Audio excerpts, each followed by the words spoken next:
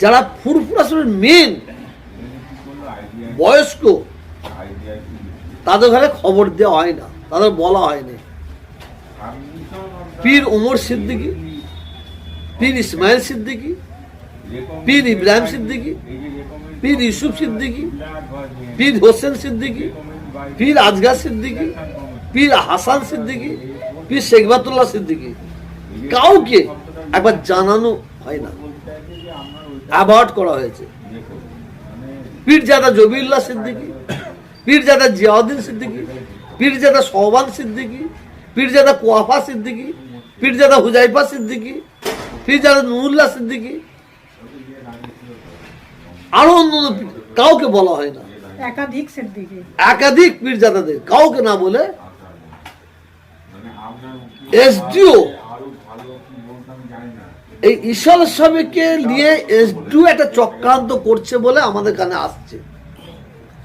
কারণ এসডিও উনি উনার মতন কাজ করে যাচ্ছে, উনি কাউকে গুরুত্বই দিচ্ছে না, কাউকে গুরুত্ব দিচ্ছে না। শুধু একজন যে আমায় বলেছিল যে তৃণমূল খেয়ে খেয়ে আমার জিম মোটা হয়ে গেছে, তাকে গুরুত্ব দিচ্ছে। এইচডিও সঙ্গে তার খুব মাখামাখি। এইচডিও সাহেবকে আমি বলছি, এইচডিও সাহেব আপনি শুনে রেখে দেন, ফুরফুরা শরীফের তীর্থযাত্রীদের মধ্যে যদি কোনো অসুবিধা হয়, কোনো অঘটন ঘটে, এর জন্য মূল দায়ী থাকবে এসডিও, মূল দায়ী থাকবে। কেন এসডিও বড় চক্রান্ত করছে, চক্রান্ত করছে বলে আমি মনে করি। আমি আজকে ডিএম সাহেবকে ফোন করেছিলাম, ডিএম সাহেবের সঙ্গে আমার কথা হয়েছে। আমি ডিএম সাহেবকে বললাম লক্ষ লক্ষ মানুষ আসবে, সরকার অনুদান দিচ্ছে 2,44,00,000 টাকা, 44,000 টাকা খরচা হয়নি। ফুরফুরা শরীফকে সামনে রেখে, ফুরফুরা শরীফকে সামনে রেখে এসডিও এবং এমএলএ কোন একটা চক্রান্ত করছে বলে আমি মনে করি। এতে ফুরফুরা শরীফের বদনাম করার চক্রান্ত একটা, দ্বিতীয় যে সরকারের বদনাম করার চক্রান্ত একটা বলে আমি মনে করি।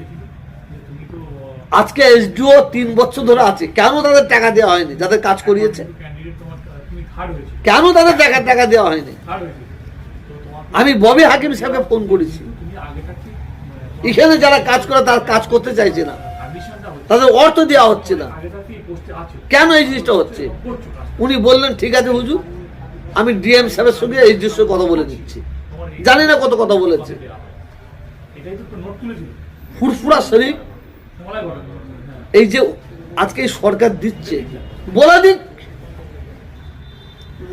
ওনারা বলে দিক যে আমরা করতে পারবো না। আমরা কিন্তু প্রত্যেকটা পীর সাহেব, পীর জাদা, আমরা সরকারের দিকে তাকিয়ে নয় আর ভিক্ষাও চাইনি, এটা আমাদের অধিকার চেয়েছি। প্রত্যেকটা পীর সাহেব, পীর জাদা